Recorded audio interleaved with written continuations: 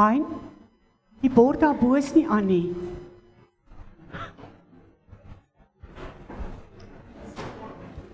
Naand gemeente. Net gou vinnig, hierso was 'n ontsluit die Bybel. Is 'n dik Bybelboek. Ons het hom gou nodig. Hy's nie te koop nie. Ek sal hom net gou, ons wil hom net gou gebruik vanaand. Dit is eintlik 'n geskenk vir iemand. Dankie.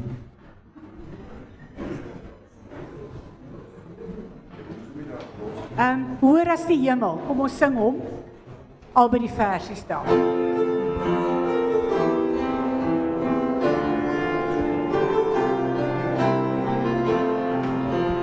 Hoër as die hemel, dieper as die see, wyer as die heelal, die mens as sy Heer, groter as die skepping, kosbaar baie meer, onverdiend en ewig, is die liefde van die Heer.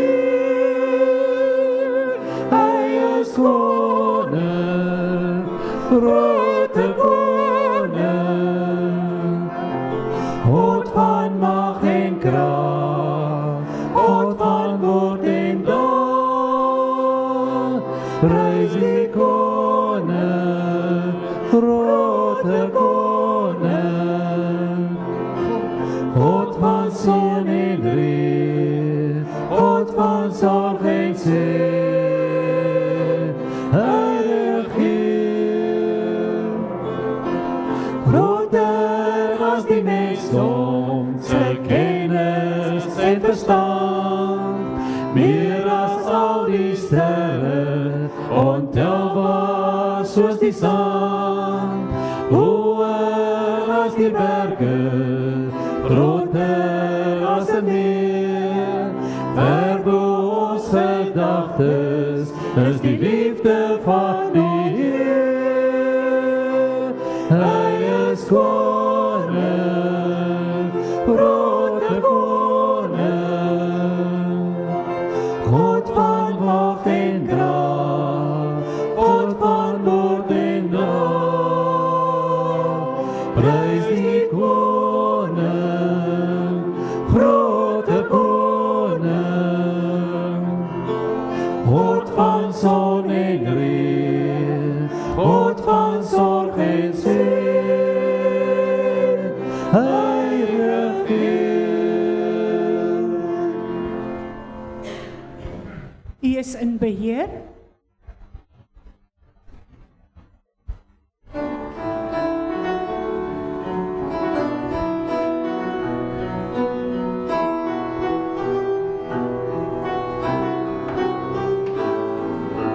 U is in beheer, wonderbare Heer, U wat steeds getrou, die skepping onderhou.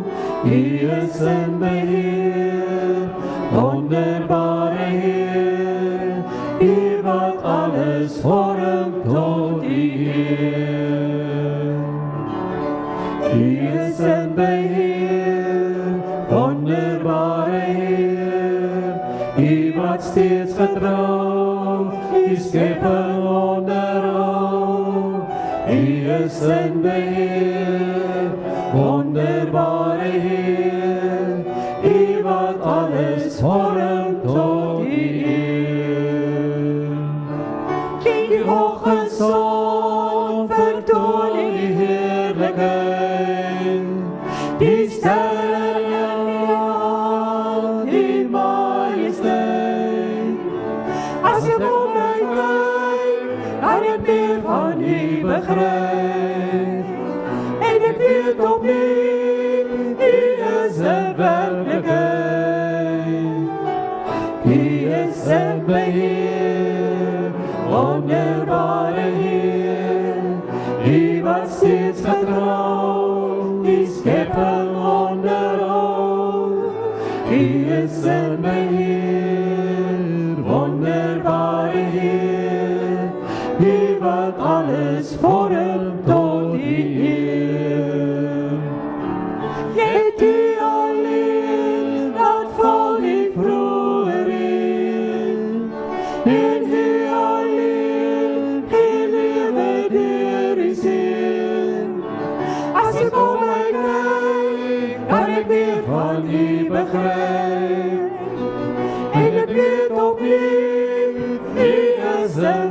werklikheid. U is in beheer, wonderbare Heer, U wat steeds getrou, die skepping onderhou. U is in beheer, wonderbare Heer, U wat alles vorm tot U eer. Het is so lekker om te hoor, almal het ook die nuwer liedere so vinnig aangeleer en sing so hartlik saam. Nou soos by vanaand se liedere, strome van seën uit die hemel. Ons het 4 versies daar, kom ons sing al 4 die versies hartlik saam.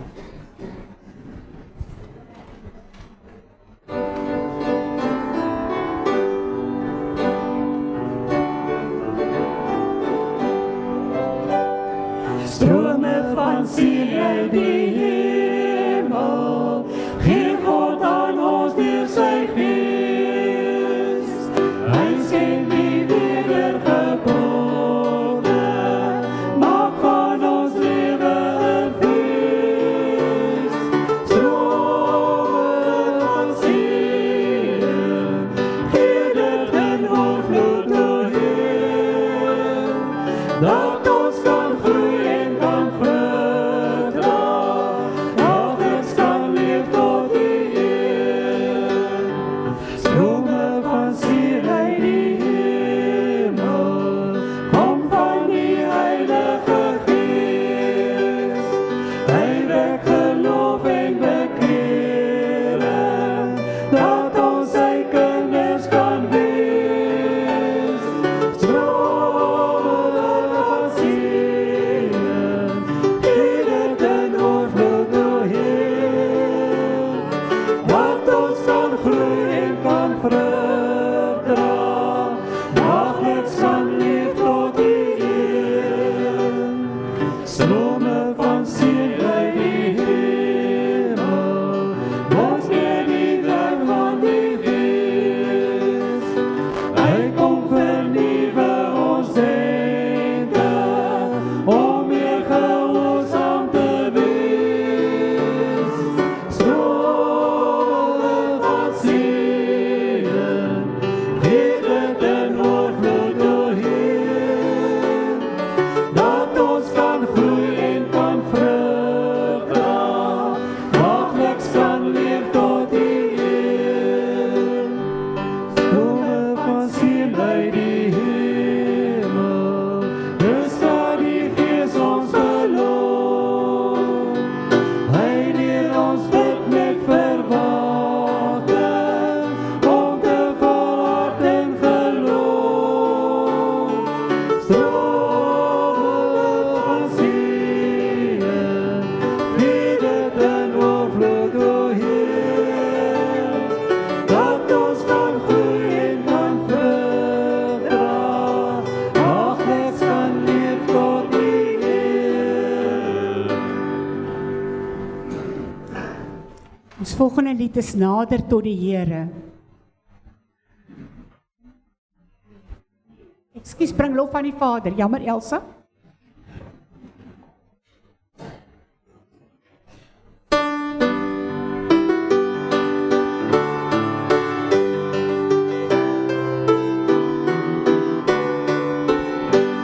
Bring lof aan die Vader, verheerlijk die Seun, vir liefde, genade, verlossing en steun, dat elkeen mag glo nie verlore mag gaan,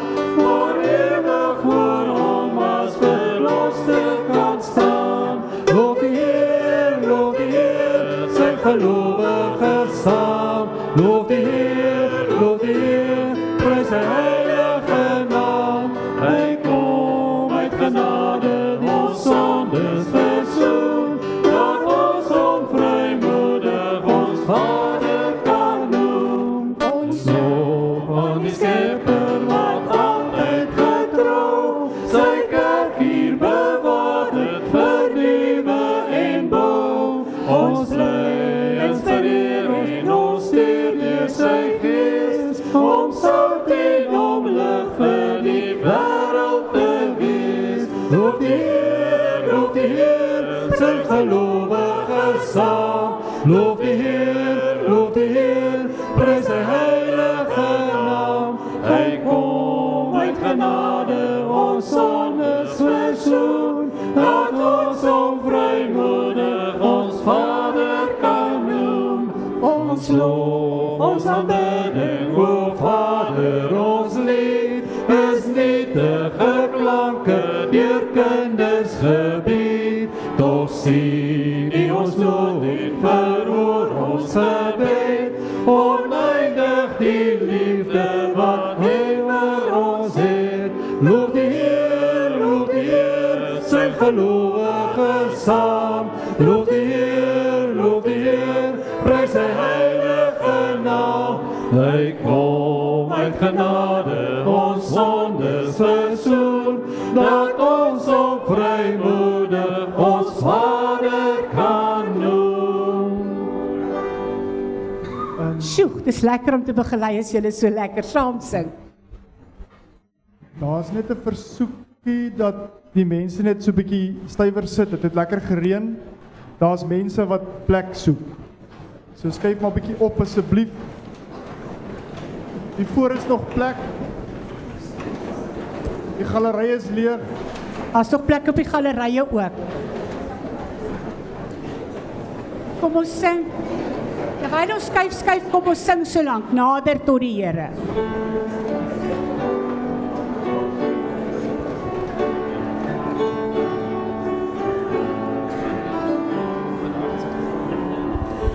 Nader tot die Here, nader tot die Here, hy sal getrou ook nader tot jou, nader tot die Here, naby aan ons Here, naby aan ons Here, waar twee of meer en wie na verkeer, sien naby aan ons Here. Ek nader Tot die Here, ek nader tot die Here, hier deur die Gees wil U by my wees, ek nader tot die Here, U is naby aan ons Here, ons nader tot die Here.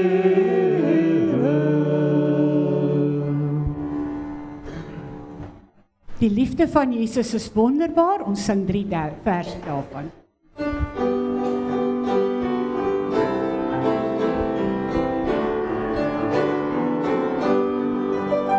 Die liefde van Jesus is wonderbaar, wonderbaar, wonderbaar. Die liefde van Jesus is wonderbaar, wonderbaar vir my.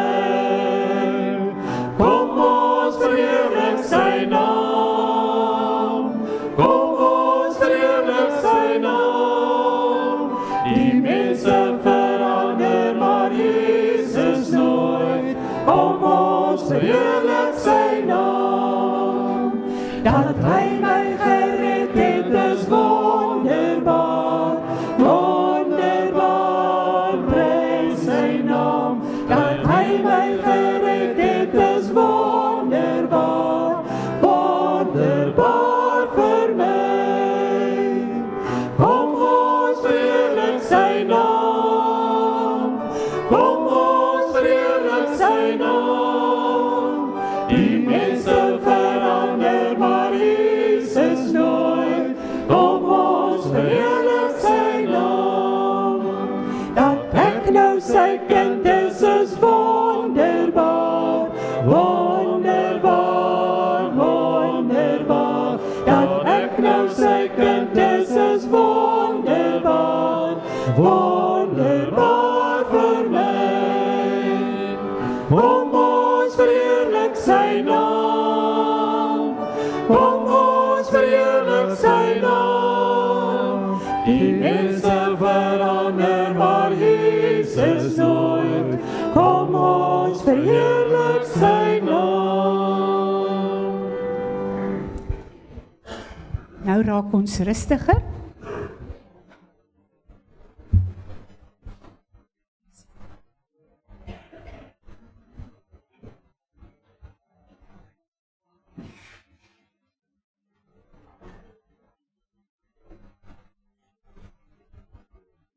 Ek gaan nou eers rustig vir 'n minuut of 2 met musiek maak, dat ons net voor 12 ons tema lied kan sing. So wees net rustig, ons gee net kans.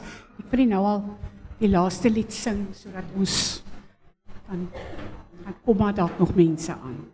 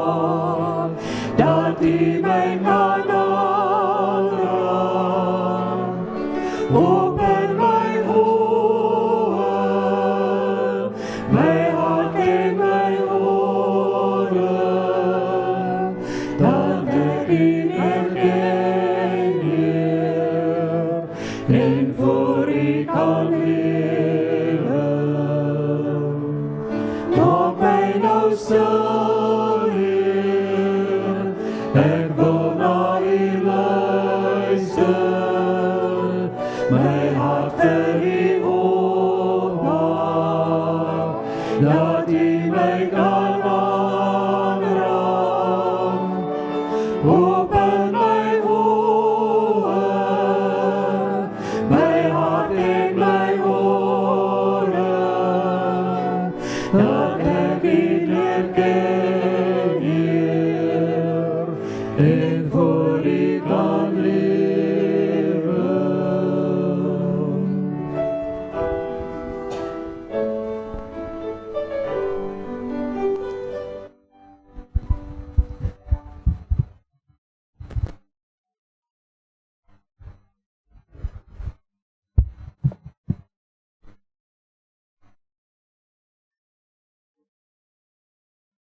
Wat 'n voorreg om vanaand saam met julle uit die Here se woord te reis.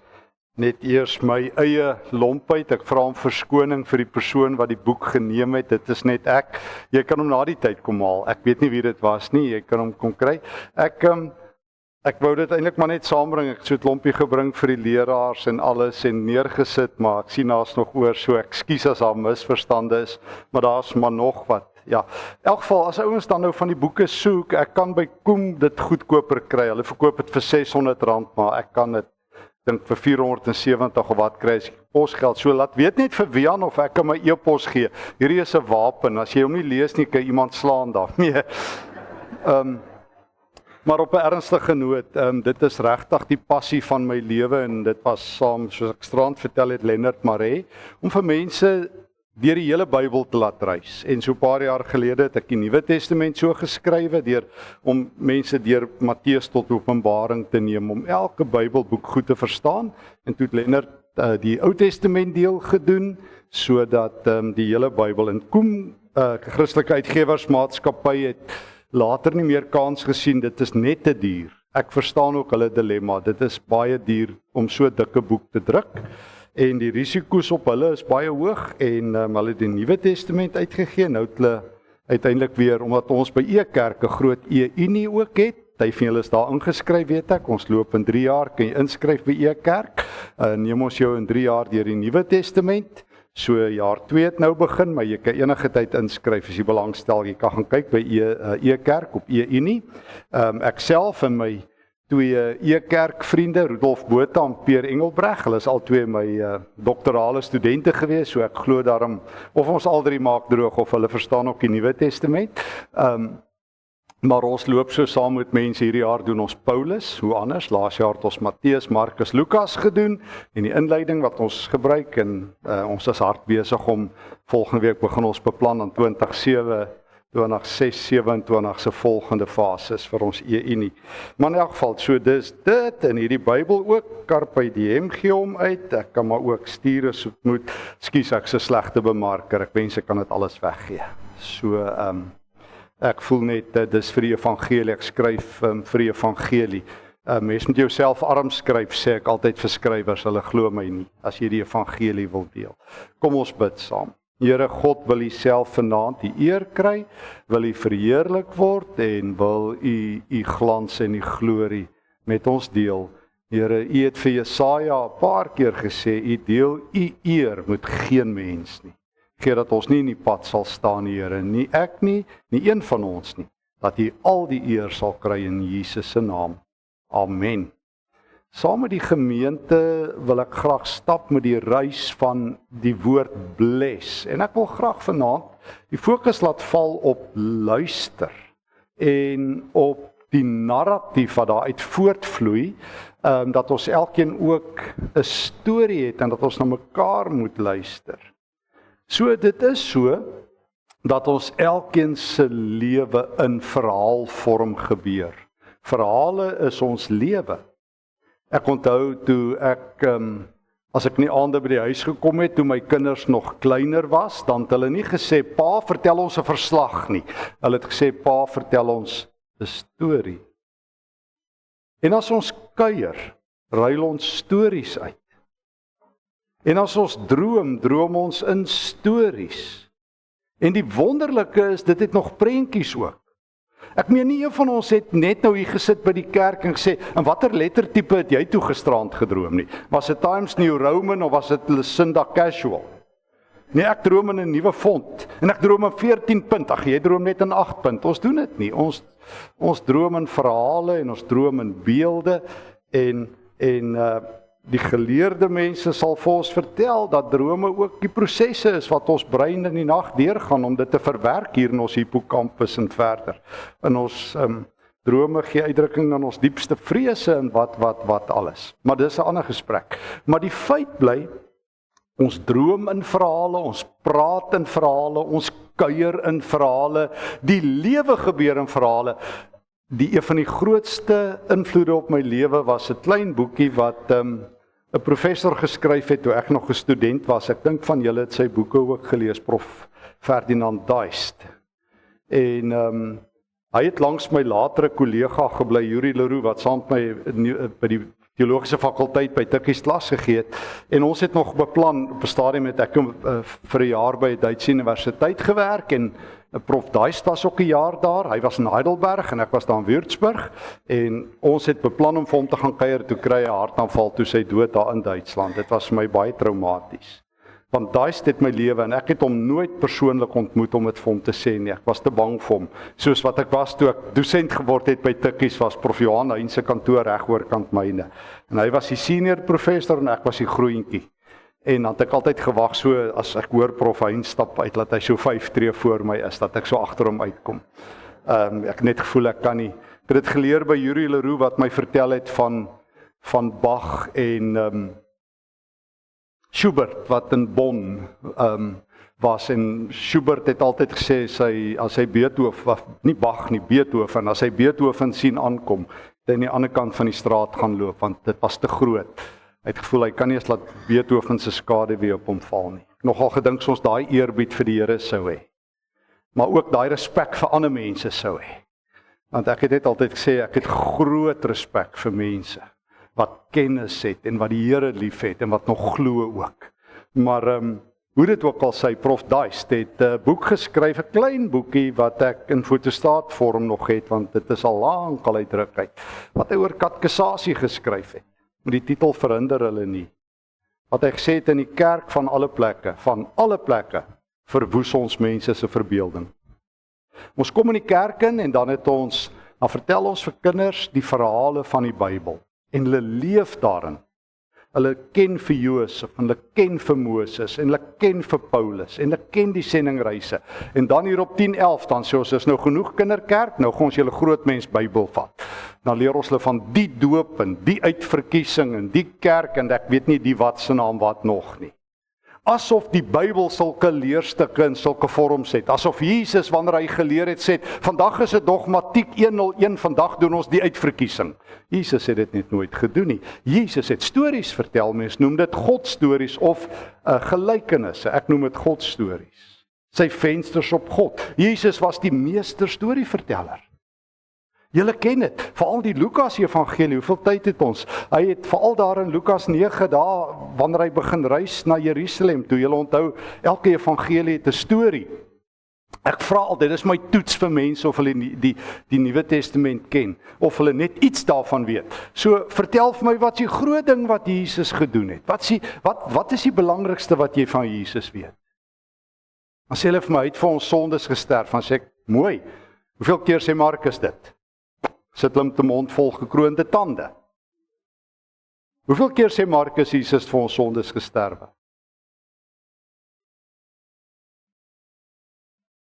Twee keer. Hoeveel hoofstukke het Markus? 16. Nou,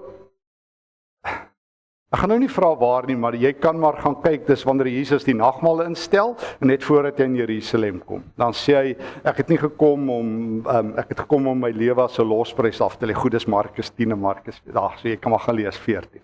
Maar dan sê Jesus, dis die Nuwe Testament wat deur sy bloed ingestel word. Maar jy het 16 hoofstukke, en as dit alles wat jy weet van Jesus, dat hy vir jou sondes gesterf het, hoekom lees jy dan die Markus evangelie? So, dis wat ons ook by ons nie probeer, om vir mense te sê, as jy die Markus evangelie lees, moet jy weet. Verlede jaar hou ek Pinkster in die Vrystaat, en ek vertel vir ouens, en ek het dit met een van my vriende ook gedoen, wat vir my sê, hy groei nie geestelik nie. Ek sê, vertel my van die stories wat jy in jou kop het oor die Bybel. Ek kom agter hoe jong, dis sulke draadjies hier en daar, Jesus my sondes gesterf wat. Ek sê ek sal met jou 'n ooreenkoms maak. Ons gaan sit 1 keer 'n maand. Hou ons middagete, dan werk ons deur die Markus Evangelie. Jy kan die ete betaal en ek sal die Markus Evangelie vir jou lees. Dan werk ons deur hom, verinternaliseer ons hom. Ons het, toe ek nog 'n student was, sy was eintlik nog voor my tyd, voor ek student was, Prof Anna Neetling-Pool. Sy was 'n legende. Sy het die Lukas Evangelie al 24 hoofstukke uit haar kop geken. Ja. Sy het gesê, as jy God se woord ernstig vat, dan internaliseer jy dit. Jy leef daaruit. Vir baie mense lyk dit vir my as die Bybel 'n toeboek. En party mense slaat dit nog so orakel oop. Dan kry hulle 'n goue teksie, so 1 2 3 boem, staan sy oop en dan's dit wat die Here vir my sê. Ek dink God kom iets oor elke keer as mense dit doen, ek ook. Maar dit is vir my verskriklik, want God het nie sy woord so gegee nie, en hoekom gebruik mense dit so? Dan kruip hulle weg agter die verskoning soos my ouma, jy weet ons glo net soos 'n kind. Sê ek, ouma, dit het tog nooit in die Bybel gestaan nie. Maar alhoewel ek weet meeste mense het 'n Bybel wat genaamd is iewers. Hulle het nog 'n boek in die Bybel. Iewers 16 vers 15 staan dit dalk.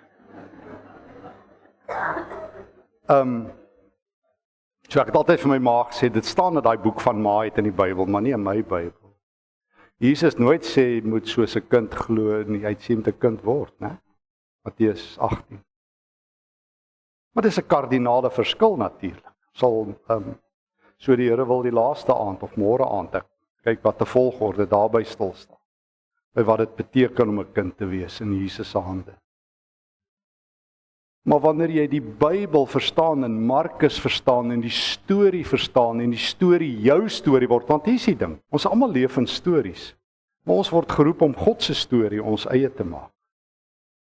Ekskuus, ek het dit nou nie lig laat hang, so hoekom is die Markus Evangelie in die Bybel? Dis baie maklik as jy dit weet.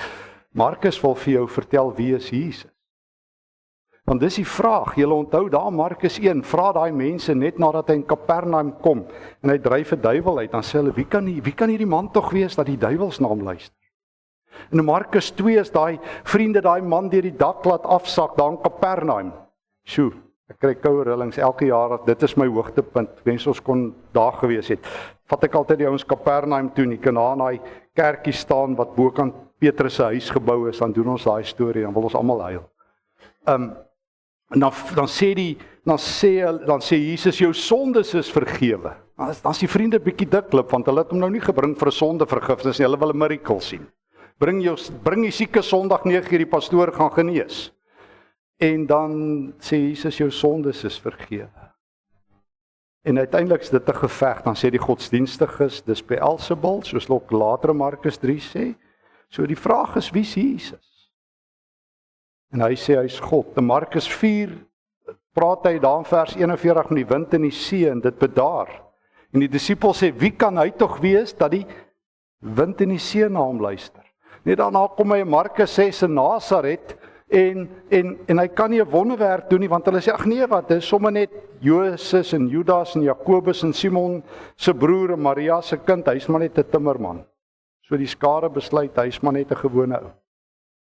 En in Markus 8 vra Jesus vir sy disippels, wie sê die mense is ek? En wie sê? Julle.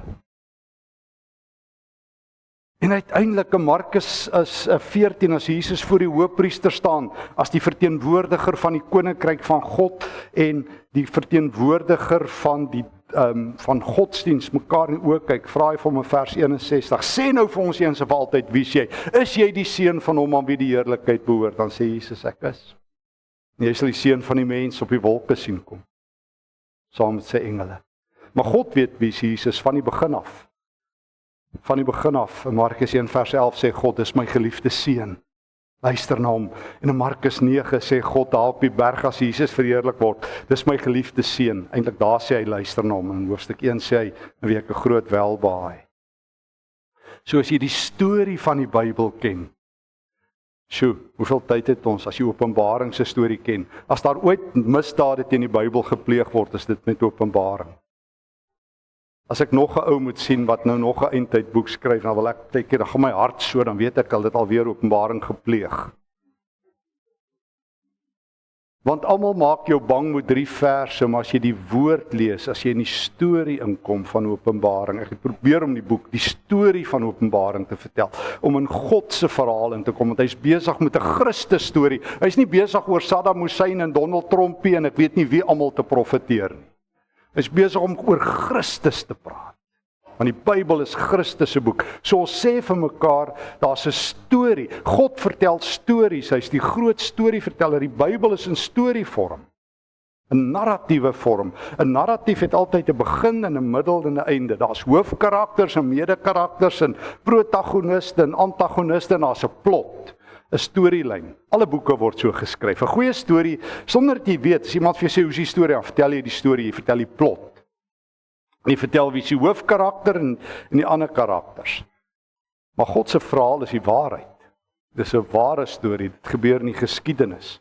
Ek sê altyd vir as ek moes so nou en dan al met ateïste en debatteer, dan sê ek altyd vir hulle, God openbaar hom in die geskiedenis en al die ander godsdienste is in die mitologie. Maar God maak hom in geskiedenis wat ons kan verifieer bekend. Net vanmiddag weer 'n lang gesprek met my vriend Rudolf Botha gedoen, wat 'n groot apologeet is, wat met mense hierdie debatte voer, voordat hy in so 'n gesprek was met mense. Oor hoe kan ons ons geloof verantwoordelik doen, maar dan moet ons die verhale ken.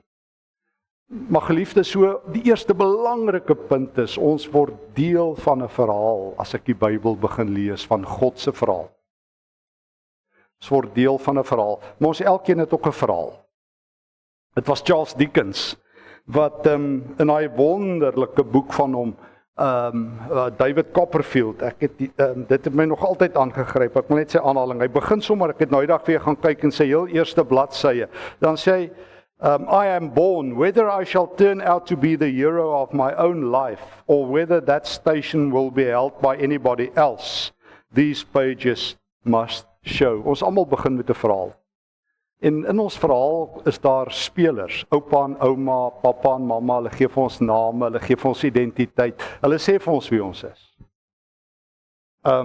Baie keer vergeet ons, nou die dag het 'n ou vir my gevra van wat jou bers is ek skrik vir my flou, ek sê ek weet nie, hoe bedoel jy nou? Ek weet nie, hoe, is daar ander jou bers? Ek weet nie, ek verstaan nie daai vraag nie. En die oom dink ook, daar's 'n bietjie skade in die brein by my, dat ek nie verstaan wat hy vra nie. Ek sê vir hom, oom, nee, want hy wil toe my genealogie uitwerk, ek skrik vir my nog 'n keer flou, ek sê vir hom, nee, ek is van die gekruisigde Joubers. Hy lag net soos julle, ek sê, dit is die grootste teologiese stelling wat ek ooit gemaak het, my geskiedenis gaan na Jesus se kruis toe. Ek is die gekruisigdes, Jesus het vir my gesterf, daar begin my identiteit, maar hy wil nie my geslagsregister so ver teruggevat het nie, so toe los ons dit maar. Maar ons begin met 'n identiteit, met 'n storie, en dan begin daar spelers, onderwysers skryf van ons storie, vriende skryf ons storie, en uiteindelik word ons baie keer die produk. Die mense wat ons stories skryf, uiteindelik verloor ons baie van ons identiteit, want ander mense sê vir ons wie ons is. Ek onthou 'n vrou wat een keer vir my vertel het by 'n kerk, sy het probeer om almal te dien. Eers was dit haar man en sy het hom op die hande gedra en toe loop hy ander spore en toe hy en die sekretaresse is toe daar op 'n pad. En toe het sy haar kinders op die hande gedra en toe sy nou 'n bietjie, toe hulle op universiteit kom, toe sy nou nie meer cool of so iets nie, toe los hulle haar ook. En toe kom sy op 'n dag agter. Sy was so besig om vir almal 'n perfekte model, te mamma en 'n vrou en 'n dit en dat te wees en niemand aanstoot te gee nie en almal gelukkig te hou dat sy nooit 'n identiteit oorgehad het. Ek ken baie ons, ek sien baie leraars, goddank, dis nie hier die geval nie, daarom kan ek vertel, wat so besig is om die gemeente te dien, want hulle dink hulle is God se publieke skakelbeamptes, nie die verkondigers van sy woord nie. En dis 'n groot verskil. Ek leer vir dominees en predikante altyd, jy is nie daar as mense hulle vinger klap om elke behoefte aan te spreek. Jy's nie God se, jy doen nie sy skakelwerk nie, verkondig die evangelie van Christus. Groot verskil. Ek weet hoe baie keer het mense my die huis uit weggejaag omdat ek hier is, nie om te kom praat oor die politiek en die weer en alles wat elke geestelike toon druk en pyntjie nie, maar om te hoor hoe lyk jou verhouding met die Here en dan sit 'n ander gesprek. Ek onthou van die man wat my weggejaag het uit die huis toe ek die stof van my voete afgeskit het. Toe ek hom gesê het, my kollega, my voorganger het 14 jaar hier gesit, wat het hy ooit vir jou gesê, meneer, waartoe gaan jy? Maar ek gaan vanaand vir jou sê, waartoe gaan jy? Dis nie 'n goeie plek nie. En die ouderling wil nog keer oor die rugby praat, en ek staan op en ek skud my stof van my skoen af, Jesus wil sê ons kan. En ek stap en die ouderling probeer keer, ek sê ek sit julle hier en doen kerk, maar ek moet vir mense die evangelie preek, ek is nie hier om die gewildheid beker van die jaar te wen nie. Ek is hier om Christus te verkondig, ek is deel van sy storie. En partykeer is dit 'n uitdaging om vir Christus te lewe. Dit geld vir jou en vir my. Want die Here ken my op die titel nie.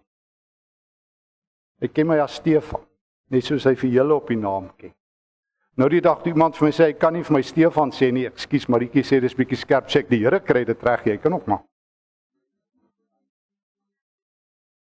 Hy noem ons op ons naam. Was ek verkeerd? Jesaja 43, ons nou die aand gister gelees, gister van Eksodus 33, die Here noem ons op ons naam. So as jy die storie ken van Jesus, en jy begin jou storie en sy storie in lewe, verander iets geweldig. So ek het geleer, dit wat met Paulus gebeur het, dat God 'n nuwe storie met ons lewe skryf. 2 Korintiërs 3.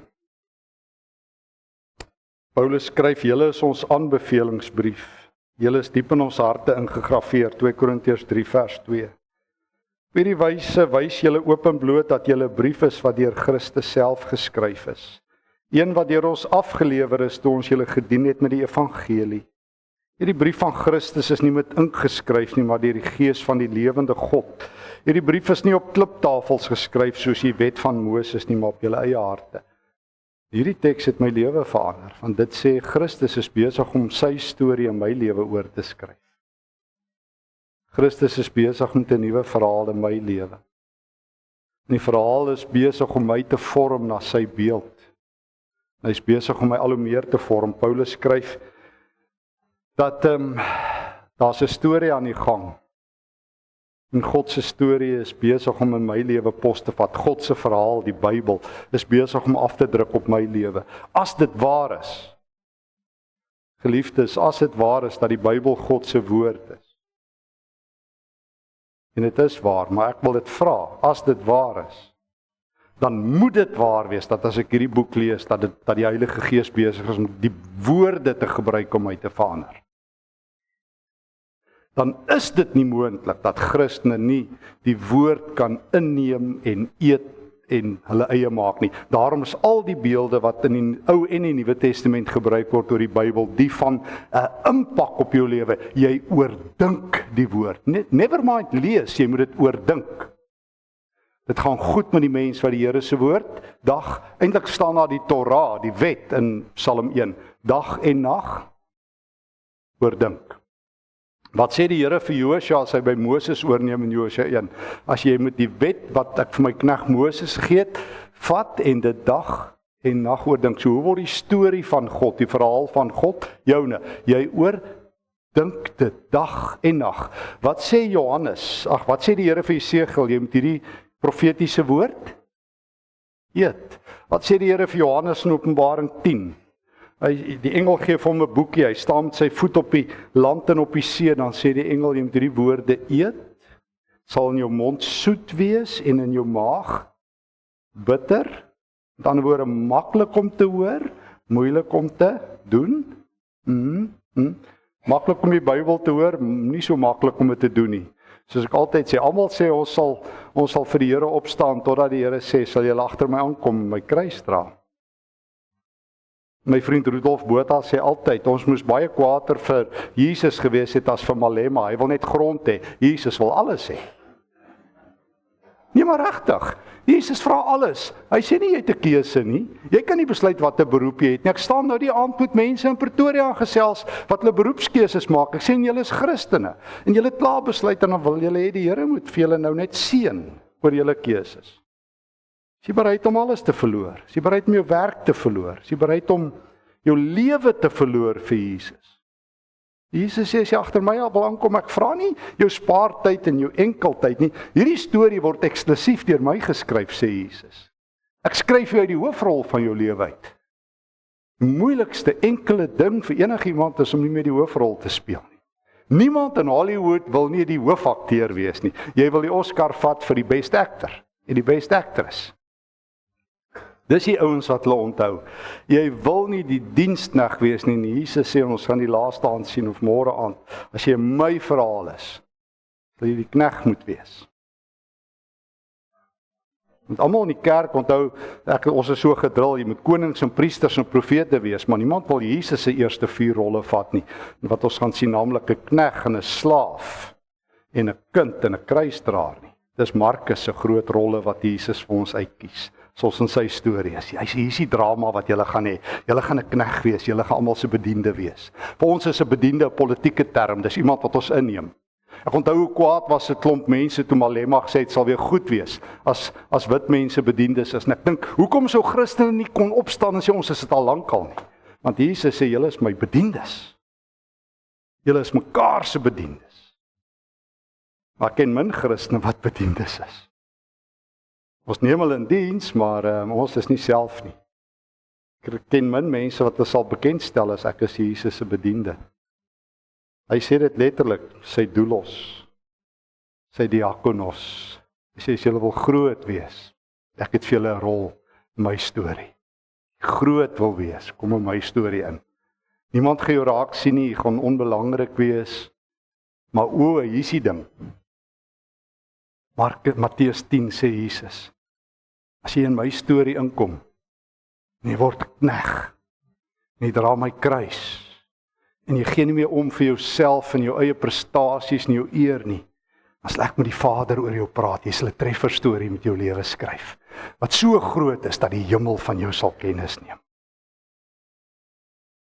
Dat die dag as jy in die hemel aankom, sal die engele sê, Jesus het oor jou gepraat, ons ken jou, lankal.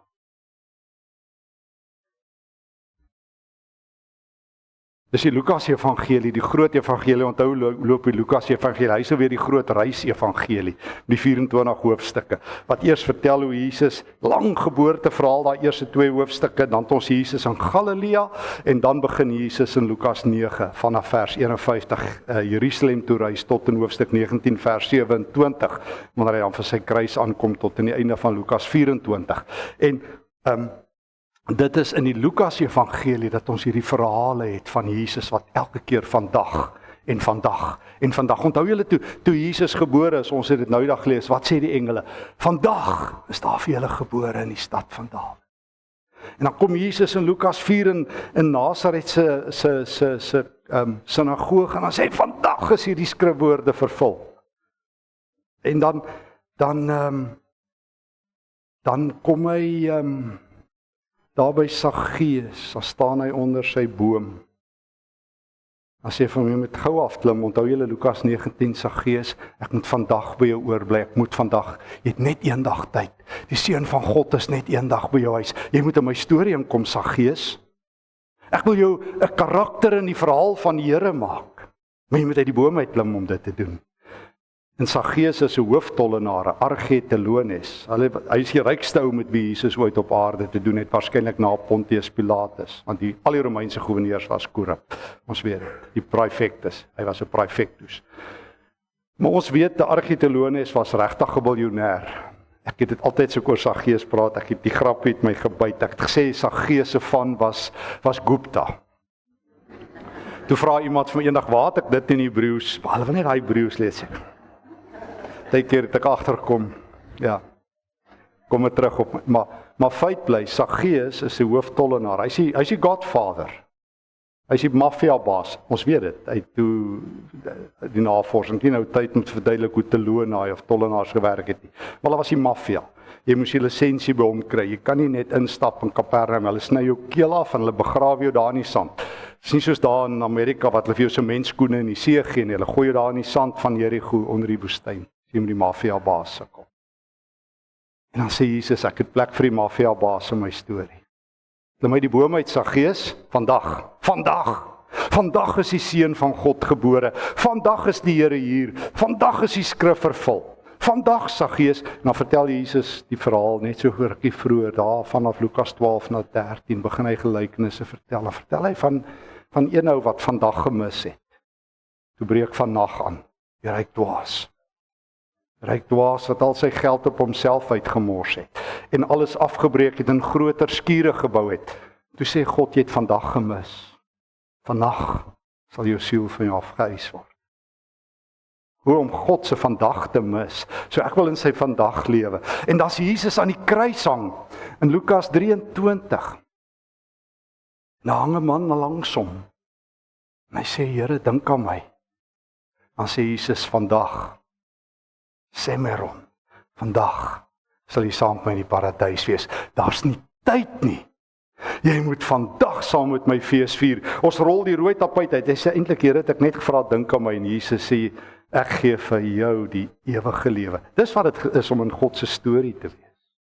Jy word 'n karakter. Ja, jy word 'n knegg, maar jy's van die hoofrolle want Jesus doen iets met jou. Hy verander jou lewe vir altyd. So ons sê vir mekaar uit 'n klomp boeke uit, mens moet 'n goeie storie hê. Jy moet deel word van God se storie. Ons het elkeen 'n leefstorie. En ek het dit nou ligweg gesê, maar ek probeer intentioneel om my lewe te leef op Jesus se storie. Dit klink vreemd om te sê ek is 'n gekruisigde Joubert, maar dis regtig die waarheid. Dis so waar dat Paulus so gesê het, Stefan, jy het my teologie verstaan, ietsie daarvan. Hy sal sê, nog 'n bietjie probeer, maar jy het almal iets verstaan. Ek sê altyd vir die ouens, ek wens, so as jy wederkom so 1 miljoen jaar in die gang, as ek vir Paulus vra, of ek net so 1000 jaar met hom kan sit. Hy moet my alles leer. Hy is my held. Maar ek verstaan, Paulus het sy lewe gemodelleer op Jesus se storie. Die enigste persoon, die enigste ou, ek dink Jeremia doen dit 1 keer in die Bybel, die enigste persoon in die hele Bybel wat God ooit vertrou het om vir mense te sê leef soos ek leef, is Paulus. Paulus sê dit 'n paar keer. 1 Korintiërs 11 is miskien die duidelikste. Hy sê dit vir die Tessalonisense, hy sê dit vir die Filippense. Hy sê leef soos ek leef, want ek leef soos Christus. So Paulus het die moed gehad en dit maak my nagte wakker om te sê, kan ek dit ooit waag om vir iemand te sê leef soos ek leef? Meeste ouens se verskonings, jy weet, ek is mos nou nie op standaard nie dominee. Sondag by E-kerk, laas Sondag daaroor gepreek van of nou die aand by ons E-kerk se week van gebed laasweek het ek daaroor gepreek oor Romeine 7, daai baie moeilike teks. Dis een van die moeilikste tekste dink ek in die Nuwe Testament. En waar 'n persoon vir my gesê het by die week van gebed, ag, bid hy elke aand, ek is 'n groot ou sondaar, dis sy storie. En teen die 3de aand en ek kyk so rond, en elke aand bid ek maak my oë oop en ek sien almal sit net daar, niemand is geskok dat hierdie man bid hy's 'n groot sondaar nie. En ek dink, wat is in die kerk in die gang, dat dit oukei is om te sê hy's 'n sondaar, en niemand sê, nou wat gaan in jou lewe aan, hoe moet ons jou help, laat dit kan ophou nie. En ek gaan toe na hom toe, en ek sê toe vir hom, wat is fout, hoe kan ek help? Hy sê, hoe bedoel ek sê, jy bid elke aand, hy's 'n groot sondaar. Wat is dit? Het jy drankproef? Wat? Sê net vir my, laat ons help. Jy kan nie so bid vir die Here en niemand doen iets nie. Ek sê, en ek verstaan nie, hoe kan Christene se storie so gekonstrueer wees, dat dit niemand pla nie? Hy sê, nee, maar hy is maar so geleer, ek sê, my moet ophou, ek sal vir jou reg leer. Ja, maar hy het so groot geword, ek sê, my moet nie so oud word nie. Die Nuwe Testament leer dit nie. En ek het gaan kyk, laasweek weer voor ek by E-kerk gepreek het. Ek het gaan tel, ek het so dik Griekse konkordansie. Wat elke woord van die Nuwe Testament in Grieks het, en die sin ook waarna hy kom, so dat jy die konteks kan lees. Hy weeg 'n ton, hy's nog groter as hierdie boek. 47 keer gebruik die Nuwe Testament die woord sondaar. En nie 1 keer gebruik hy het soos die kerk dit gebruik nie. Nooit sê die Nuwe Testament 'n Christen is 'n sondaar. Nooit. Nooit, waaragtig nooit. Tollenaars en sondaars kom luister na Jesus, maar Matteus 11, ons kan deur die tekste gaan. En Paulus gebruik sondaars en goddeloses dikwels in tandem. Maar sondaar is altyd verlede tyd. Christus het vir ons gesterf, Romeine 5 vers 8, toe ons nog sondaars. Jy sien, as jy die storie ken, is dit maklik om 'n Christen te wees. Meeste Christene ken nie die storie nie. Dis hoekom meeste Christene se lewe so tussen hemel en aarde is. Meer aarde as hemel. En meeste Christene so mixed grill is. Ek noem dit 'n Afrikaanse gemengde grill. So bietjie godsdiens en so bietjie filosofie en so bietjie paar Bybelverse, my 10 gunsteling Bybeltekste en so paar idees. En jy weet, ons het maar so groot geword en weet alles gebeur met 'n rede en al sulke goed. Gooi sommer so New Age by en so ietsie, meng jy dit klink dit vreeslik vroom.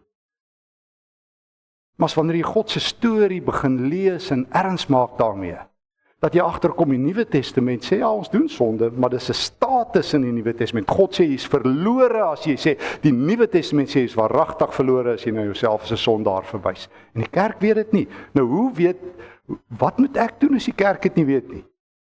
Dan moet ek hulle reg leer. Ek weet nie hoe die ou dominees hulle geleer nie. Ek weet nie, ek was ook maar bang vir ou dominees. Ek weet nie of hulle ook die Bybel geken het. Maar waaragtig op my diensbeurt het ek vir die Here gesê, solank ek leef sal ek mense die woord van God leer, moet God my leer. Want Paulus sê, jy, sê vir Timoteus, moet mense onderrig tydig en ontydig in die woord. Dat die woord sal ken. Hy sê letterlik, lees dit vir hulle, verduidelik dit vir hulle. Dat die woord inbrand op hulle, sodat hulle 'n nuwe storie het om uit te lewe. Ek het vir myself, en daarmee die laaste stukkie vanaand so, ek hoop die punt is duidelik, dat ons die Bybelse verhale moet ken, dat die Bybelse verhale moet afdruk op ons. Dat ons vanuit 'n narratief van Christus se oorwinning moet lewe. En 'n nuwe lewe moet lewe. En ek het vir myself 10 punte geskryf hierdie jaar, hoe ek die storie van my eie lewe wil leef. En toe het ek dit, moes nou die dag op RSG, klompie radiopreke doen, toe het ek daar gepreek, en ek het in die rubriek wat ek elke dag op Netwerk 24 in die beeld het ek dit daar geskrywe, en ek wil dit graag met julle deel, as die riglyne, ek kan dit ergens vir julle op e-pos aanstuur, die riglyne, hoe ek glo my storie kan met God se storie tandem. Ek het vir myself gesê, hier's 10 padwysers, padkaarte vir my lewensstorie, want dis wat ek vir mense sê, ek weet nie hoe skryf mense eintlik 'n boek nie, moes al 'n paar plekke optree oor hoe skryf mense 'n boek? Ek weet nie. Ek stem saam met Morgan Somerset wat gesê daar's 3 reëls om 'n boek te skryf, maar hy het net vergeet wat is dit.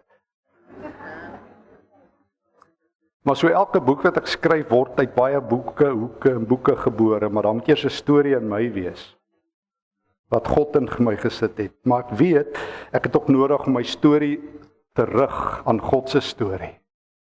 Ek het dit nou in die gebed gebid, maar ek weet dit met my hele lewe dat God heilig is. Dat God nie sy eer deel nie. En daarom moet ek my onderwerp met alles in my aan God se storie. So, dalk is dit vir jou storie ook. In 2025 is die Here my herder. Dis my eerste riglyn vir die storie van hierdie jaar. Wat ek wil hê God moet met my lewe skrywe. Want 2 Korintiërs 3 sê hy skryf 'n storie. So ek sê die Here is my herder. Klink baie vroom tot meeste mense by vers 1b kom. Ek kom niks kort nie, dan jok almal. Almal kort iets in Suid-Afrika. Almal kort iets. Ek wil nie eers sê wat kort nie, ons is professionele tekortkommers. Die Here is my herder, jy kan net dit sê as jy 'n skaap is, ons het dit vir mekaar gesê. Ek wil weer sê, min mense wil skape wees. Jare terug het ek daar by Morletta Park gepreek, ek het so 'n kontrak gehad daar, so het hulle my betrek, en 'n klomp van die blou bulle het altyd gekom, en ek het eendag sê ek toe, dis snaaks, nog niemand in Suid-Afrika wou 'n span die blou skape genoem het nie. Of die blou lammertjies nie. Nog nooit gehoor as iemand ry, sê hulle nee, hulle gaan hierdie jaar bietjie skape kyk nie, en jy wil gaan leeu's kyk en olifante kyk, maar niemand sê ons wil so langs die plase verbyry en skape kyk nie, niemand wil skape kyk. Behalwe Jesus. Dink 'n bietjie daaroor. Trouwens, hy gaan so ver om ons sy lammertjies te noem.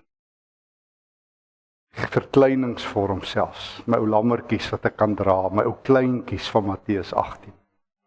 So ek moet 'n skaap word, anders gaan Jesus niks in my kan doen nie. Skus as ek dit sê, maar ek hou niks daarvan dat Christene dink hulle is mighty men nie. Ek het nie 'n krisis daarmee nie, maar ek wil nie 'n mighty man wees nie. Ek wil weerloos en breekbaar en broos wees, sodat Jesus sterker is. Geen probleem dat ouens dit bywoon nie, verstaan my nie verkeerd nie. Ek ondersteun dit my hele lewe. Maar ek het al vir hulle gesê, verander julle titel. Wees Jesus se lammertjies, nie ek wonder hoeveel man sal kom. Ernstig, kan nie help as ek, dis God se woord, geliefdes. God rig my nie op om sterk te wees nie, hy is sterk. Tweedens, in 2025 gaan ek Jesus se kruis dra, omdat sy kruis my dra. My storie is, ek moet afkyk en Jesus se kruis sien. Ek onthou ek preek al by Mosaïek en dan kom so 'n klein seentjie na my toe. En hy trek my so my broek, hy sê, oom, terwyl ek so met sy pa praat, oom, ek het al iemand na die Here toe gelei. Ek stop, as 'n kind dit sê, ek los alles. Ek sê, vertel my. Hy sê, oom, my pa en 'n paar ooms staan nou die aand daar, hulle drink koeldrank met sulke ys. Hy sê, hulle lyk nie gelukkig nie. En ek hoor die een oom is so kwaad oom, hy praat sulke lelike taal, my maat sê, ons mag nie daai woorde sê nie. En hy praat lelik oor Suid-Afrika, en ek sê, oom moet in Jesus glo. En hy oom begin huil, hy sê, Boetie, vertel my van Jesus. En ek sê, oom moet bid, en hy sê, kan ek vir oom bid? Ek sê, liewe Jesus, vat daai oom en maak sy hartjie rein. En daai oom begin huil, en hy begin glo, ek sê, prys die Here. Ek kan, as Jesus 'n kruis my dra, en 'n kind kan 'n evangelis wees, vir wat kan 'n Christen nie 'n evangelis wees? George Barna bevind in sy navorsing, hoe langer jy in die kerk bly, hoe minder is jou invloed. Gelukkig in Amerika, waar al die goeie goeders gebeur. En as jy, George Barna bevind sy 15-jarige Christen is die 0 invloed. Al wat jy dan van die wêreld weet, my kinders, julle moet wegbly, daar is Sodom en Gomorra en die hel en slegte mense en alles. En ek sê altyd, hoe kan ek ons leer om in die wêreld te wees, sonder om van die wêreld te wees?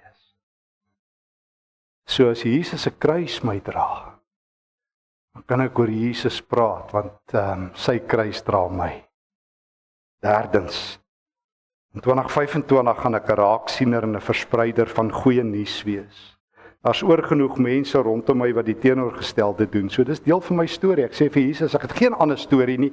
Ek het nie 'n storie om almal se slegte nuus te absorbeer en te sê ja. Ai julle, dit gaan hom sleg. Ja. Want ek weet wat mense met slegte nuus doen. Dit raak soos ek al gesê het, verskriklik. En ek is nie een van daai ouens wat sê net die Here kan ons nog help nie, want soos ek gesê het, hy het, mens noem dit die kruis. So ek gaan fokus op die Here se goedheid, 'n konnoisseur wees van goeie nuus en dit vertel en dit skryf en dit soek en dit uitsniffel. Soos my pastoorvriend, maak nie saak waar nie, wat ek gou vanmiddag mee praat, ek vertel vir Marietjie. Hy's 'n pastoor in 'n onafhanklike kerk vir stikkende mense. Ek wil hy gaan haal hulle van die strate af. En hy hoor nou die dag van 'n NG Kerk wat swaar kry. En ek en hy sit in koffie drink en hy vertel my, Stefan, ek het maar vir hulle van ons gemeente se geld gegee en ek weet vanmiddag hy het nie eens geld om van te lewe. Dis die stories wat ek wil vertel. Van die Here se stil helde. Wat niks het nie. En vir hom skitter en skyn, dis my helde. Nou die dag sê vir my groot helde dood, David de Villiers. In Stellenbosch. Ek het die storie net na sy dood vertel. Hy vertel vir my, hy loop daar in Stellenbosch, hy het R200 oor, en hy het vir 'n student beloof, daar in Stellenbosch, hy sal vir hy help, hy kan vir R125 gee. En David loop op sy krikke, en hy kom by die kidsbank, en hy trek daai R125, en hy sien hy het R75 oor, en hy het nog apteek toe gaan, hy het nie geld nie. Hy sê, en soos hy daar uitstap, stop 'n taxi by hom, en almal sê, die hijackers is daar.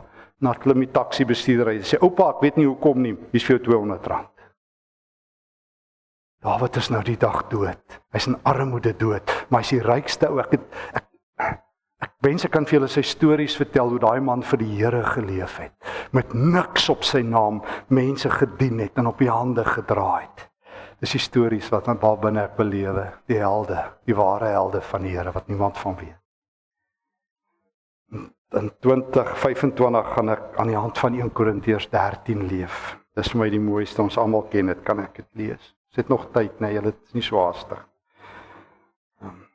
Ons saam met die woord kan besig wees. Ek vra om verskoning as dit baie keer lank gaan. Ek preek nooit gewoonlik so lank nie, maar dit is nou hoe dit is. Liefde is geduldig met ander. In Korintiërs 13 vers 4, liefde doen goed aan ander. Is nooit jaloers op ander se besittings of prestasies nie. Liefde praat nooit groot nie. Dit is nooit ongeskik met ander nie.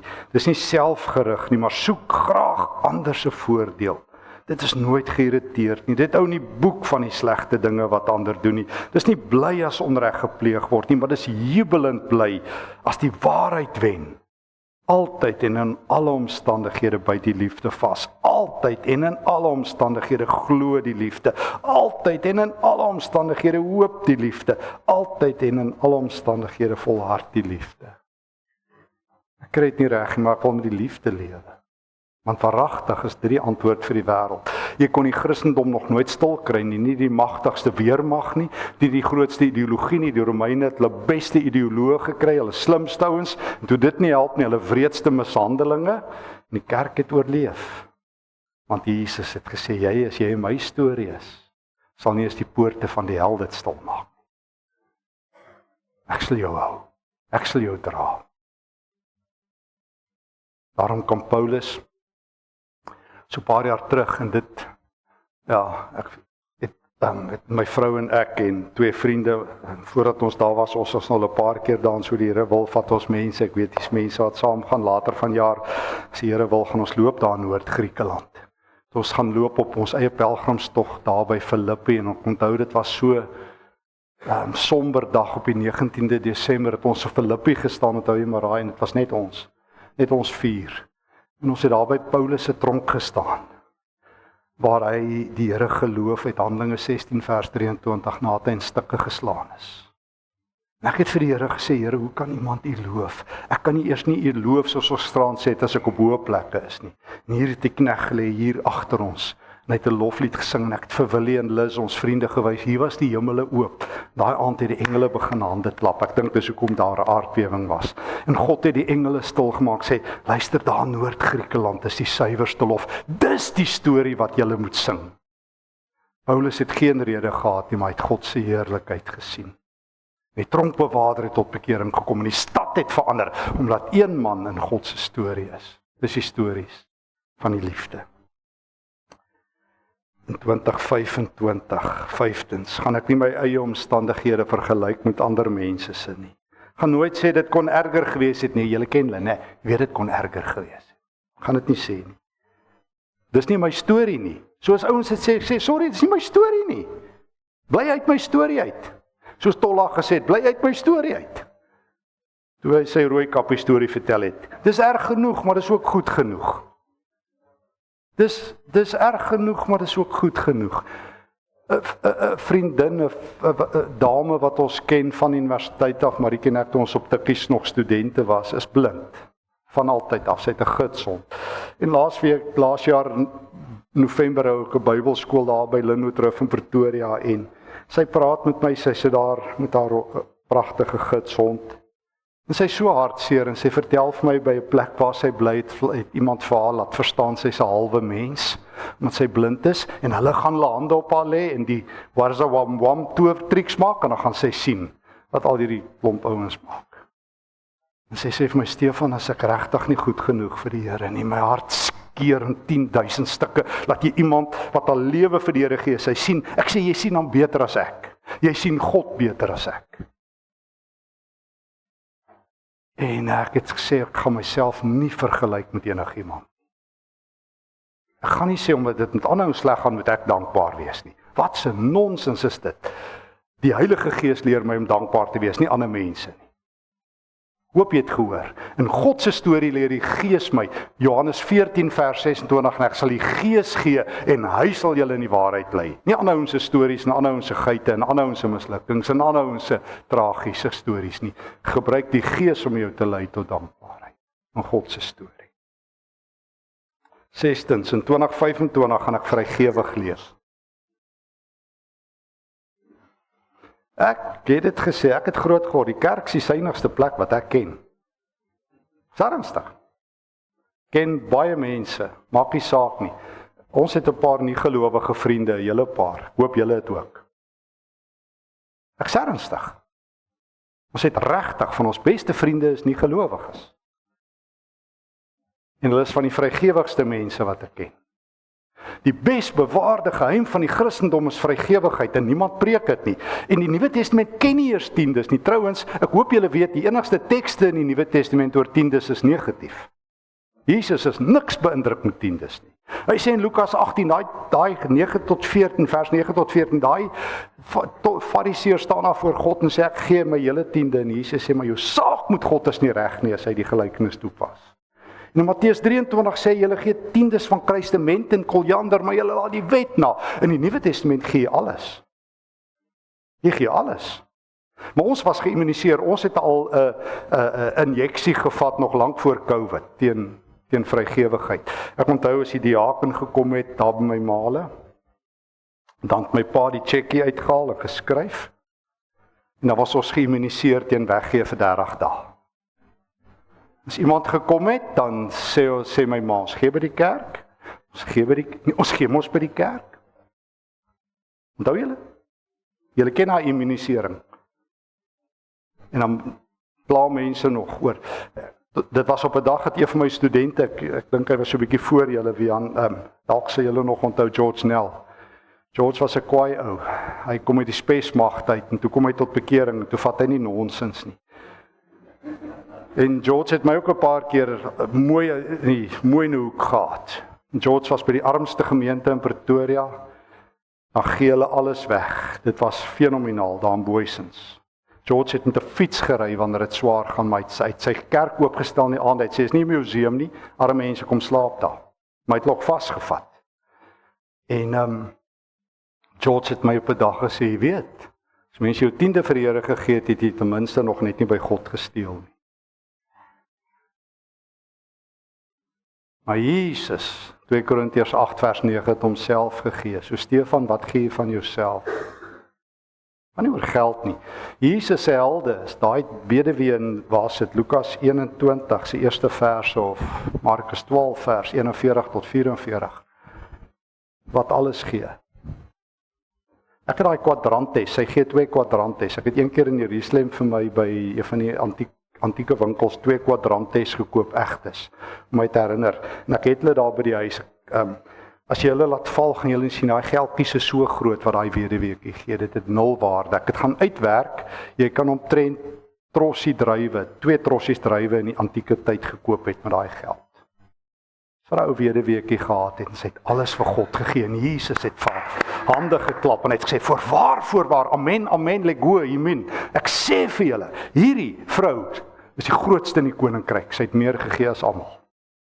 En net in die volgende hoofstuk, die volgende dag, Woensdag, Markus 14 vers 2 tot 10, gooi daai vrou reukolie uit ter waarde van 'n jaar en 'n half se geld. Vertrou my, daai denarii is 'n jaar en 'n half se inkomste. Ek weet nie wanneer laas jy so baie parfuum gekoop nie. Maar sy gooi 'n jaar en 'n half se parfuum op Jesus uit en Jesus sê, oral in die wêreld waar die koninkryk verkondig word, gaan sy 'n rolspeler wees, behalwe dat niemand oor haar praat nie. Jesus het gesê, julle moet oral oor haar praat. Ons sê, nee, wag, stadig Jesus, mens moet daarom nou nie oor boord gaan nie. En ek lees hoe Paulus vertel van die Macedoniërs in 2 Korintiërs 8 vers 5. Paulus sê, hulle het hulle self gegee, toe het hulle geld gegee, hulle het hulle self aan God gegee en aan ons, en toe het hulle geld gevolg. Het gaan nie oor geld nie, het gaan hoe jy jouself leegmaak en leegmaak en leegmaak.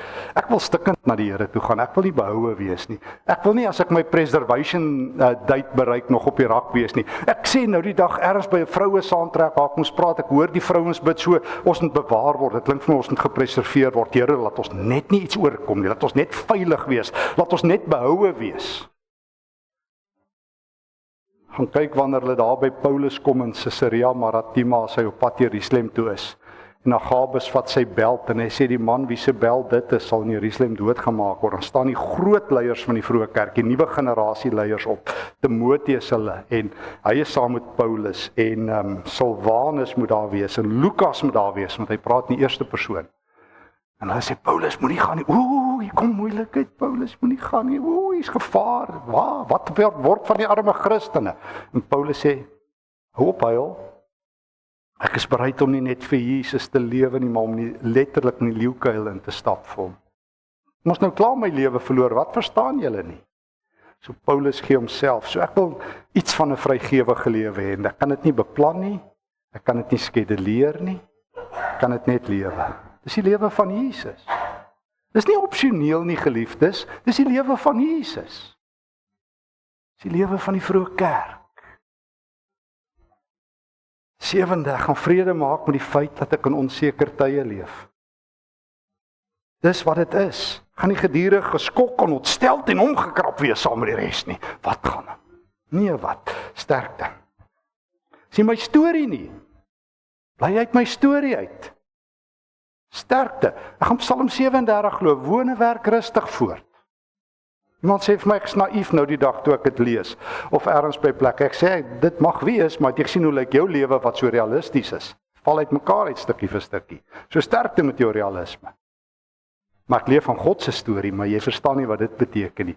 Die God van oorvloed. Gaan vreugde vind in eenvoud. Agste. Gaan minder ligte reis. Ek nie my goed net weggee nie. Ek dink ook ek word ook so 'n bietjie lam met almal sê alles is net aardse goed. Die Here heg waarde aan aardse goed. Nee, jy moet nie losbandig daarmee omgaan en oordadig daarmee aangaan nie. Maar ek is ook dankbaar vir my kar. En ek is ook dankbaar vir my huis. En ek is ook dankbaar vir my klere want dit is deel van God se daaglikse brood. So ek is nie lig of ligsinnig oor aardse dinge nie. Ek aanbid dit nie, maar ek weet ook die Here voorsien. Maar ek wil ook ligte reis. Eenvoud beteken ek wil in eenvoudige dinge vreugde ook soek. In die son wat opkom, die see wat hier is, in my kleinkinders, in my ons honde as ons by die huis kom, wat ons oplek en opeet, en ons kat wat daar ingedrentel kom op 22 jaar oud, wat amper omval, en skuur en skaars sien, maar so bly is. Dis vreugde wat God met ons deel in klein vorms. Ek wil in 2025, 9de wil ek my lewe laat kenmerk deur eerbied teenoor God en eerbied teenoor mense. As eerbied nie voor in my storie is nie. Dit breek my hart as Moses, ek wil julle vertel van ons tuinwerker Moses, wat atletiek, wat 'n provinsiale 3-sprong atleet is, verlede jaar amper vir die Olimpiese spele gekwalifiseer het. Wat nou die dag vir ons vra hy vir Maritjie, hoekom as ek by julle kuier, eet ek uit julle borde en drink ek uit julle bekers en eet ek dieselfde kos? Ek sê, is dit 'n trick question, Moses? Terwyl ek en hy daar sit, dit reën, ek sê, kom sit hier in die kombuis, dan praat ons. Hy noem my meneer, ek verstaan ook, verstaan ook, daar's reëls ook van hoe 'n werker en 'n werknemer optree. Maar ek verstaan ook wat Paulus skryf, as hy vir Timoteus hulle skryf oor verhoudings tussen mense wat verskillend is. En vir Filemon. Ek sê, Moses, hoe is dit nou? Nee, kom ons los dit daar, maar julle verstaan. So hoe behandel ek mense wat ek dalk dink minder belangrik as ek is? Dit dink ek is die meetinstrument vir 'n Christen. Dis die meetinstrument. Een van my kollegas by Tikkies, jare terug, Maakie Masango, ek weet nie of hy nog veel het lastig het, hy word toe professor in praktiese teologie. Hy vertel my eendag, hy gaan bly daar in Johannesburg, en die buurvrou kom om die Joodse tannie met die skinkbord, en sy Maakie werk in die tuin, sy sê, I just brought some biscuits for the master, en Maakie is lekker stout, hy sê, no, the master is not here, he will be home tonight, en die aand hier kom die tannie, en sy klop weer, en Maakie het vergeet, hy maak op, sy sê, oh, you're the butler too.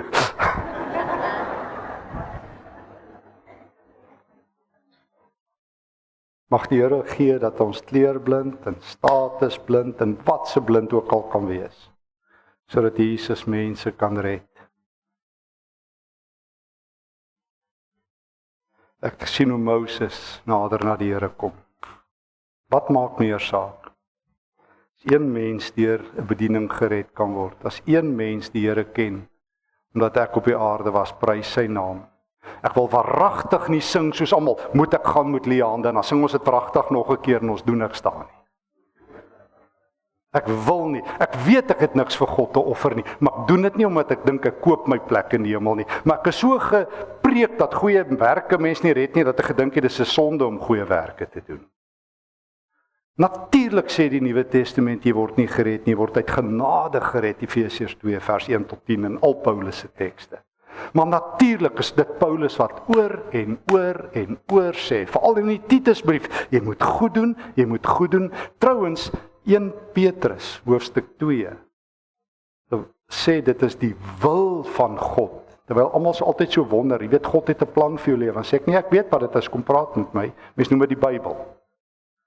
Nou dag vir 'n kerk gesê toe die dominee daar 'n reeks het, God het 'n plan. Sê ek, as daai dominee nie weet wat dit is nie, vat julle geld en kry 'n ander kerk. Want as jy waaragtig nie weet wat God se plan vir jou lewe is nie, mense noem dit die Bybel, dis 'n openbaring. God se wil is jy moet goed doen. God se wil is jy moet goed doen. Peter sê dit is die wil, die thelema tou theou, die wil van God dat jy goed doen. So sal jy 'n einde bring aan al die goddeloosheid. Ouens sê ons moet opstaan vir die Here, as hulle spot met God moet ons opstaan. Petrus sê doen goed. Groot verskil. So in God se storie het hy 'n ander storie. Ek hoop julle hoor, dis 'n ander storie is wat jy dikwels in die kerk hoor. En laastens in 2025 gaan my geliefdes en die Here meer my gesig sien as my rug. Dit is intentioneel dat God my gesig moet sien. Ek weet hy's oral. Ek wil God in die oë kyk soos hy my in die oë kyk, soos hy met Moses gepraat het. Panim et panim in Hebreëus, van gesig tot gesig. Ek wil by God rus vind en ek wil saam met my vriende kuier. Nou sit ek 'n Marietjie in die kar van ons vriende verjaar. Toe sing ons eers gou vir hom voor ons in die kerk instap.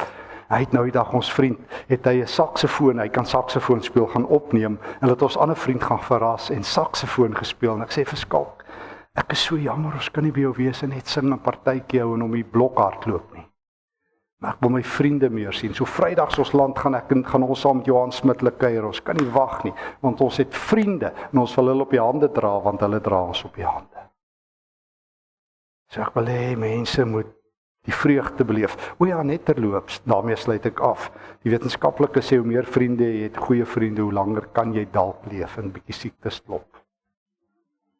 Onthou dit.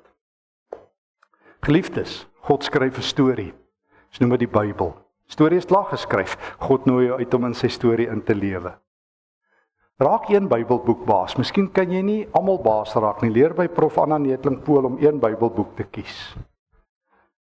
Laas jaar het 'n skoolhoof, nadat ek daar by hulle gepreek het, het hy die Markus Evangelie gevat en saam sy personeel begin deurwerk. Vat die Filippense brief. Los daai Bybelboek. Los hom, iewers. Moenie sê dit staan iewers nie. God het so gesê, of jy kan soos jy vir my vriende sê, dit kon net sowel in die Bybel gestaan het. Los daai boek ook net sowel. Lees die Bybel. Raak die woord baas, dat die woord jou baas raak.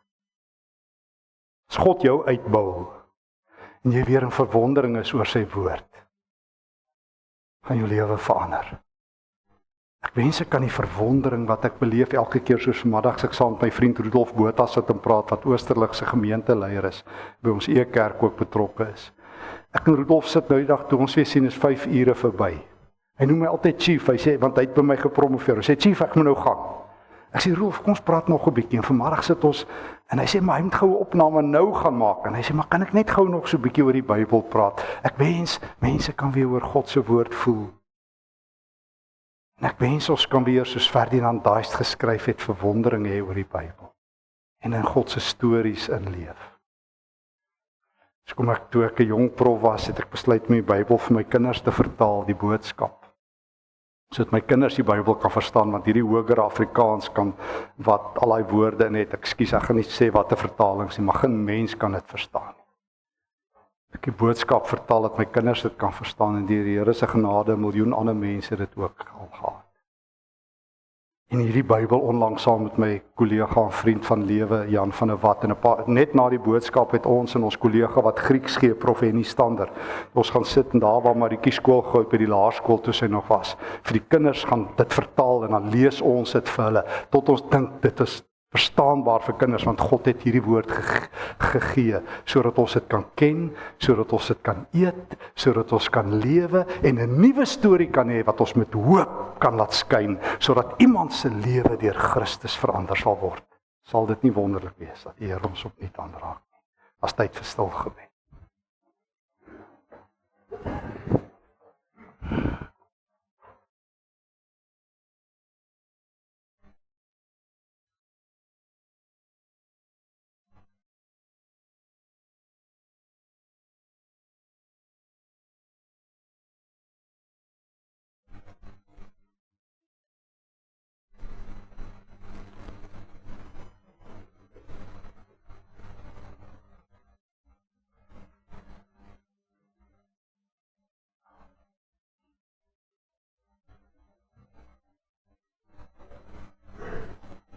Here het vanaand baie dinge op ons hart.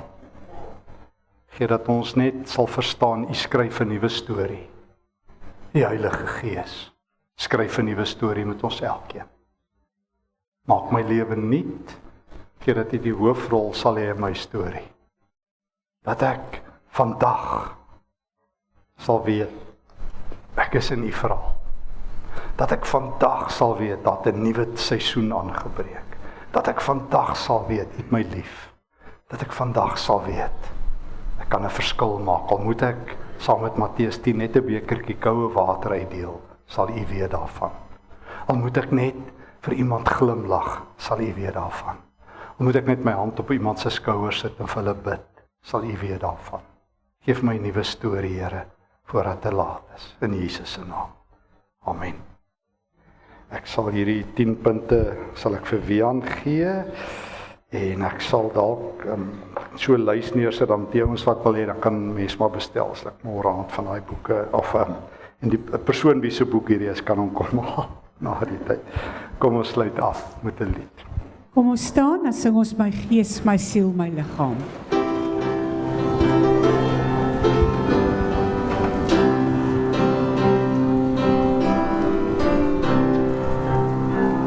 My gees, my siel, my liggaam, ek aan U, o Heer.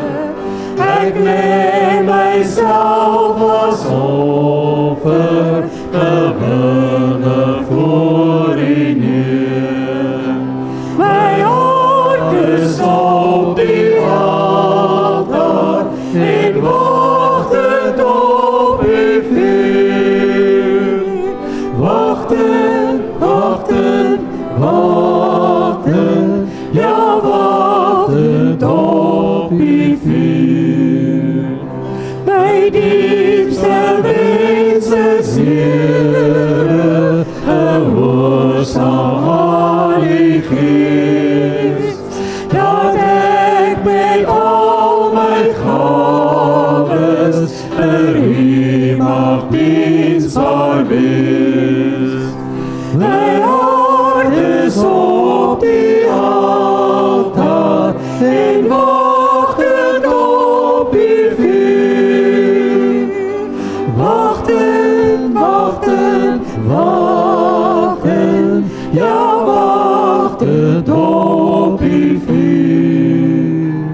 U liefde vir die wêreld het U na ons gebring. Mag ek na ander uitreik, deur liefde wat my dring. My hart is op die altaar en wagtend op U vuur. Wachten, wachten, wachten, ja wachtend op U vuur. U stuur my na die wêreld om daar vir U te werk. My gees en siel en liggaam terwy ook aan U kerk. My hart is op die altaar en wagtend op U vuur. Wachten, wachten, wachten, ja wachtend op U vuur. Mag die Here se seën jou lewensverhaal verander. Mag hy 'n nuwe storie skrywe. Ons weet nie hoe ver is die storie nie, ons weet nie wanneer is die wendpaal nie, maar Jesus se storie het 'n ewige einde. En daarom seën Jesus jou terwyl hy die pen oorneem van 2 Korintiërs 3, wat hy skrywe met sy eie kruis en deur die Heilige Gees. Dis die waarborg. Gees gaan ons verhaal skrywe as ons in sy hande is. En daarom seën hy jou die genade van ons Here Jesus Christus, God se liefde en die nabyheid van die Gees is by jou. Nou tot in ewigheid vanaand ook. Amen.